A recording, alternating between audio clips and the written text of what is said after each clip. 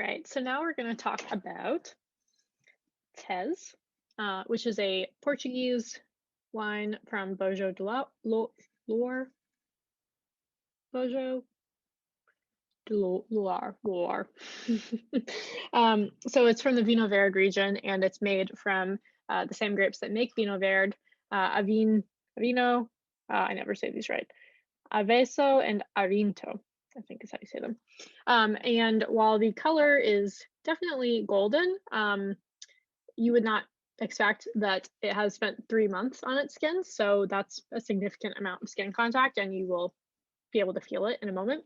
But it doesn't surprise me that the color is lighter because those are pretty thin-skinned grapes generally. Like if you think about a Vinho Verde and their light effervescence, those are not this is not at all what you would expect from something that comes from that region.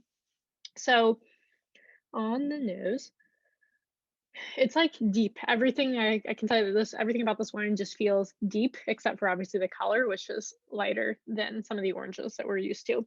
But it has like almost this deep creaminess to it.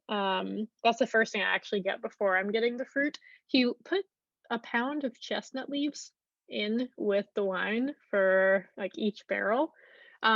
So that might also have something to do with some of the flavors that we're getting off of it, aside from obviously, taking those ambient yeast for the fermentation. So there's definitely stone fruit underneath, kind of like that deep creaminess to it. There's even a little bit of like baking spice. Now let's try it.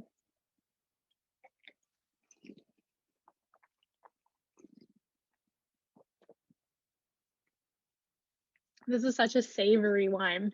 Wow. Not at all like a Vinho Verde, but a very fun, different expression of what those grapes can do. So yeah, again, like it's pretty deep. I'm getting like Meyer lemon on the palate. That deep creaminess thing to it is kind of like almost like a little doughy now. And like it's funky, don't get me wrong, it's very funky. But the yeastiness is not like the typical type of yeastiness you might get with a regular natural wine. It almost comes from more like the lees contact, the same thing with like champagne tasting like a brioche because of all the lees contact. This is not that. This is almost like sourdough sourdough before it goes in the oven. That's what it makes me think of, but in a really yummy way. And it's has like some salinity as well. Yeah, this is an interesting one. This is a wine that I think would do really well if you're gonna have like Moroccan food or like tagine food. This is gonna pair really well with it.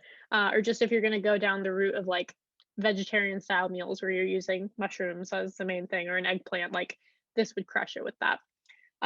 So really fun, different style of orange wine that I've never seen before.